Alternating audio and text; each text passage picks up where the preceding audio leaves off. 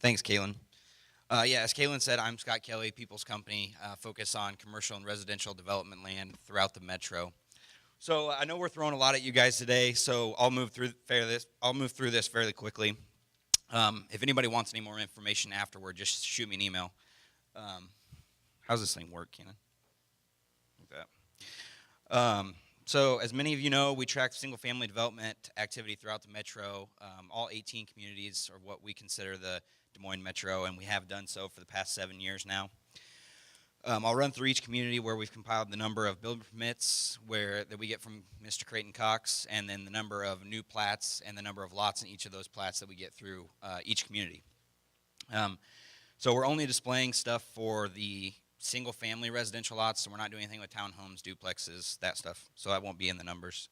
And we've compiled this over the last couple of months, so it could be a slight change, but this should be a fairly accurate representation of where we're at today. So we'll just jump right in. Adel. 47 building permits were pulled in Adel in 2013, which is 9 more than 2012. 5 new plats consisting of 132 new lots. However, there were only 13 new construction homes sold. And also, our new construction home, the sold numbers are coming from the MLS. So if it was like a custom home that didn't have a realtor or wasn't on the MLS, it's not going to be reflected in this number probably, most likely. So Adel's a good example of where you're going to see quite a few other communities that wasn't a ton of activity in 2012, but they kind of ramped things up, replenished their inventory in 2013, and but their home sales remained level. Next is Altoona. Altoona is kind of the exact opposite of Adel, and permits increased to 96 in 2013. There were only 41 lots put in the ground, but there were 44 new construction homes sold. So that's essentially all the lots that were put into the ground translated to homes sold. Ankeny's next, continues to lead the pack. No surprise, I don't think, to anybody in this room, but sustains inventory levels. Permits pulled were 521 in 2013, 20 new plats again, 508 lots, and they sold 372 new construction homes.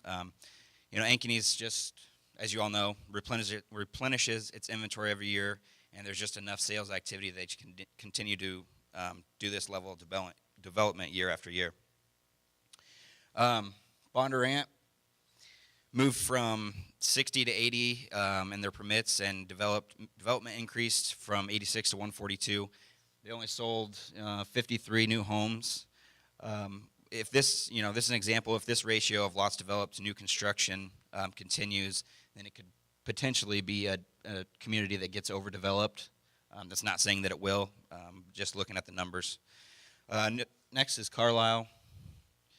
Carlisle increased from 7 to 17, and lots jumped up to 33 as 3 new plats were put in, Dannemere Farms, and then a couple in Randleman Ridge. New construction home sold says it's only 4, but again, this is an example of, if it was a custom home or there wasn't a realtor involved, it wasn't on the MLS, then we wouldn't have had that number. So probably a little higher than that. Clive.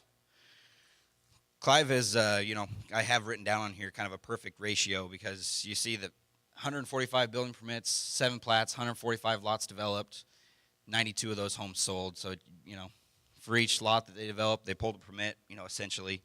And so, well done, Clive, I suppose. Des Moines is, development activity has been, has struggled a bit in 2013, as you guys are probably well aware. Did sell 57 new homes in 2013. I was talking to Ryan a couple weeks ago, Ryan Moffitt with the city of Des Moines, and he indicated they do have several plats that are in preliminary platting stages right now that are slated for development in 2014 or early 2015 kind of. So there are builders that are starting to move back into Des Moines because it's one of the few communities that you can still hit the entry-level price point. You can't do that, out west, as you guys are well aware.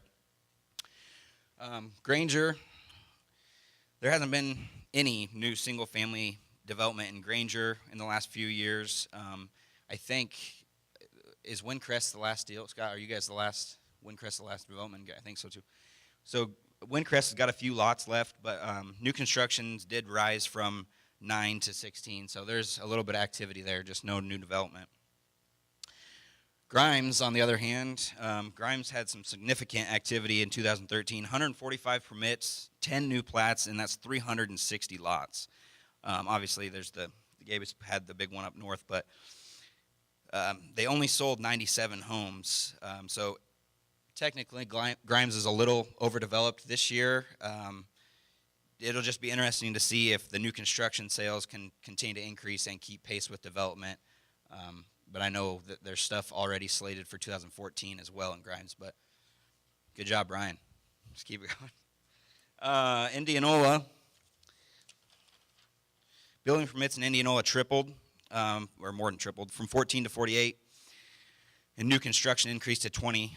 Builders continue to chew through those existing lots in Indianola. It's similar to Des Moines, where builders can find lots and still be able to build in that lower price point, entry level. Can't do that stuff out west. So we think there's still a niche down there for a builder if he wanted to get in Indianola and build that lower price point. Johnston, 112 permits in 2013. Lots developed from 47 to 81. New construction did fall down to 36 from 82, but I think it's another one of those custom home communities where the numbers might not reflect exactly what's going on. I know of a number of new custom homes that went in there that didn't have realtors, so just be aware of that. Norwalk is next. Norwalk's just a very, very steady market. Building permits are up to 85 in 2013, and the lots developed doubled to 88 in 2013, and new construction rose to 40. So not much to say, just pretty steady. Pleasant Hill remained fairly flat in 2013. The last plat was actually developed in 2012, Spring Creek Hills. 38 building permits and 17 new construction homes. Again, builders just continue to chew through that inventory. So, Polk City, very interesting year for Polk City. Permits fell to 46. Lots jumped to 148, and new construction was down to 24. Pretty similar to Adel, though, with very little activity in 2012, replenishing inventory levels. If anybody wants the names of all these plats or how many lots were in each plat, I have all that stuff, so you guys can just shoot me an email or call me or buy me lunch, whatever you want to do. Again, so Urbandale, again this year, impressive activity in Urbandale. Permits rose to 292, 7 new plats, 238 new lots, 140 new construction homes sold. Nothing, very, very steady market. Van Meter had 1 plat, 6 lots. I think Hilltop is what it's called. 1 new construction home. There's a lot of lots in Van Meter where a builder could, again, it might be a little niche out there in Crestview Estates. If somebody wanted to talk to Jake Anderson, I know he'd be willing to tell you all about it. Aukee continued to increase in Aukee. Permits rose to 189. Lots developed. We're up to 279. Sorry. And new construction homes 101. So there's another several hundred lots slated for development in 2014. So Waukee's another community where there is potential for overdevelopment. It'll be interesting to see if the new construction demand can keep pace with it, especially with that Alice's Road corridor opening up. So just one to keep your eye on. West Des Moines is our last community. Permits increased to 214, 4 new plats, 90 new lots. And then, new construction sales remain strong at 126. It's, just a good example of another very steady market in West Des Moines. So overall, every category increased. Building permits jumped by nearly 20% from 1837 to 2187. Final plats rose from 59 to 91. Lots developed increased by nearly 70% metro-wide. That's 945 more lots this year than were developed last year. New construction sales also rose, 1192 to 1253. So essentially in 2013, building permits increased by 350. There were 1,018 more lots developed in 2013 than there were in 2012. But there were only 61 more new construction homes sold than we sold last year. So as an overall kind of take on the market, and just to revisit some of Jay's comments, Iowa's economy is very robust right now with the job growth, population growth, all that stuff. We're kicking butt. Basically a great place to be. With that said, I think we are starting to see signs of new construction pricing itself out of the market a little bit. Moving forward, we think developers will need to be a little cautious about where they're developing, because there are a number of lots coming online in certain communities and specific price points that we just need to be a little careful, in my opinion. And, whoops. We know that there are a lot of lenders in the audience, and it's, our feeling that there may be some pressure to put on loans, and some of those are aggressively pursuing development loans. But again, we would just caution you that there is a potential that it could lead to some overdevelopment. I don't want to, go one way or the other right now, but just saying it's there. Just as a quick summary again, I said market's robust. We don't see a reason that that's actually going to slow down at any time, why it wouldn't continue. But as confidence continues to build, just need to be cautious that we don't overdo it, I think. So that's all I got. Does anybody have any questions that I can answer right now? Or great. Email me if you do, because then I can delete it. If you want any specific information, seriously, give me a call or shoot me an email. It's just scott@peoplescompany.com. Appreciate you guys listening to me, my rant. Sorry that I was stumbling along. Kalen is going to come back up. She's going to run through the diligent development communities, and then we'll get you on your way. And that'll be it. Thank you.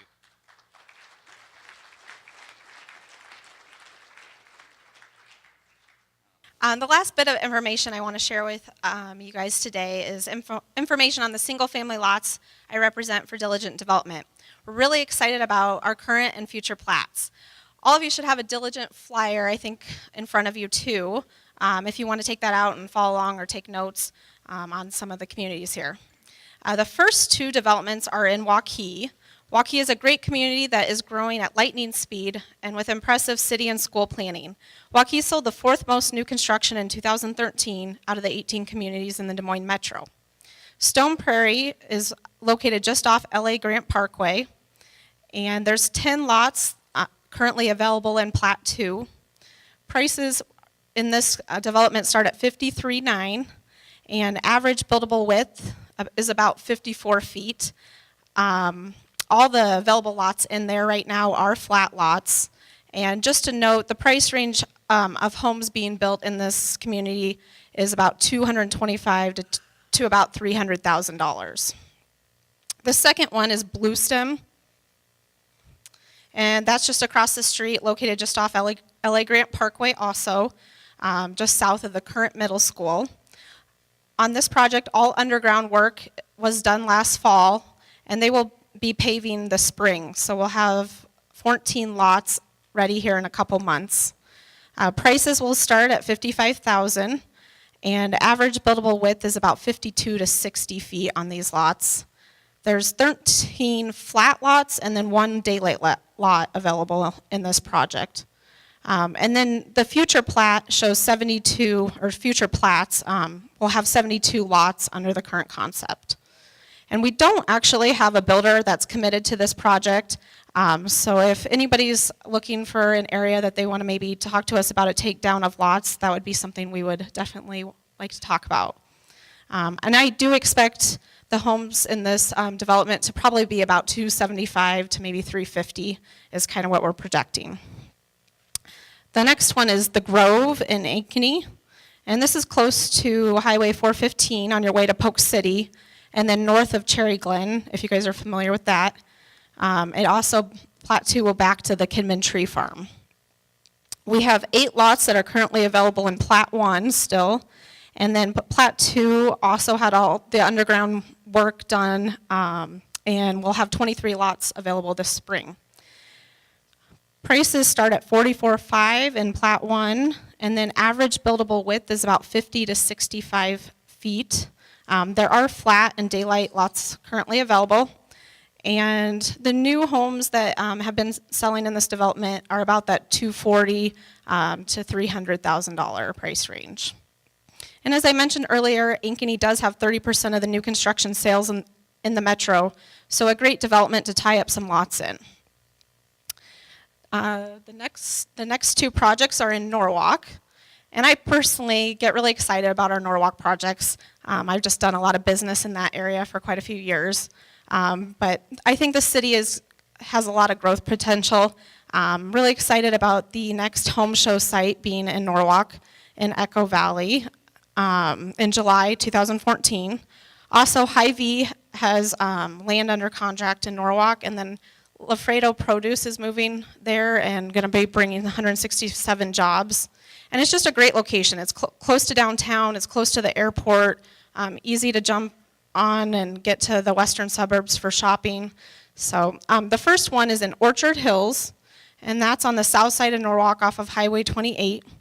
And Orchard Trail Plat 3 was put in last year, and we have about 23 lots currently available in that plat, and then a couple through the remaining older plats.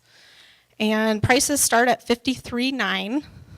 Buildable width is about 55 to 75 feet on these lots. And in the first plat, we saw new construction homes selling for about $225,000 to $300,000. This last plat we put in is some really nice lots, walkout, treed, cul-de-sac lots, and the houses are selling for a little bit higher, probably closer to the $275,000 to $400,000 price range. So I just really, if you guys are looking for a new area to get put a spec in this spring, I would suggest driving down here. It's just a really nice development and at affordable pricing. Next is Warrior Run in Norwalk, and this used to be the old Countryside golf course, if you're familiar with that. And they'll be keeping the clubhouse and 9 holes and then developing land around the course into single-family lots. And lots we're projecting to be ready in fall of 2014. We expect pricing to probably be a little bit above entry level, but real close to entry level, probably around like $55,000 to $85,000 is kind of what they're planning. And there'll be flat, daylight, walkout lots all available here too. And the next one's Deer Creek in Indianola, and this is next to the Deer Run golf course. This is another community, Indianola is, that we see great potential in. Indianola has a lot of commercial activity going on, and we believe that the residential growth will be following. There's 25 lots currently available, and prices start at $44,900. Average buildable width is about 70 to 80 feet buildable width. And they're all flat lots, but they're treed, and it's a really cool development. So if anybody gets down there, I definitely think we could use a builder to build some specs this spring. And I've talked to a lot of the Indianola agents down there, and they're telling me that they can sell specs if a builder would be interested in building down there. So the next one is Urban Hills in Urbandale. And this is just north of Waterford Landing, Hubble's home show site, and then also north of Bent Creek, the last HBA home show site. And Plat 1 is going to have 31 lots going in this fall. And prices are expected to range about $80,000 to $140,000 in Plat 1. This will be a really nice development, exclusive high-end development that has its own identity and own access right off of Waterford. And we expect homes to be priced probably around $400,000 to up to $1 million in this development. And then there also will be flat, daylight, cul-de-sac, walkout lots. And Plat 2 will be really nice. They're going to have a lot of lots backing to green space there. And then some upcoming future developments that we don't have a definite timeline on, but wanted to just get in front of you. The first one is Bridgeview Crossing, and that's in Polk City. And this is close to the mile-long bridge and is currently going through a preliminary plat process and is planned for a total of 56 single-family homes, or lots. And the next is Kennybrook and Grimes. This project will initially have 66 lots going in, and Diligent Development is wanting to sell like 50% of those before we start that project. So if anyone's interested in making a commitment to this project, that would be great and something we definitely like to talk about. The next one is Alice's Road, and that's in Waukee, just north of the new Hy-Vee on Hickman. And we are currently going through city preliminary plat process right now on this one too. And next is North Grand Estates in West Des Moines. This project's on Grand Avenue right next to Raccoon River Park. This is going to be a really cool development. Along with the single family, there's going to be a 27-acre lake, and then they're doing a 300-unit apartment complex, and then also widening. The city will be widening Grand Avenue at that time too. And this will be West Des Moines School District. And Rose Prairie is in Ames. And I don't know how many of you guys do business in the Ames area or even know that much about the Ames market. But there is a real lot shortage in Ames, and so we're just really excited about bringing on new lots to this area. And this will probably be a 2015 project, so a little ways out still. And then the last one we were going to mention today is Shadow Creek and Clive. And I know this development is on a lot of people's radar as we get a lot of calls on this project. But this will be a great high-end development and will be one of the last developable pieces in Clive.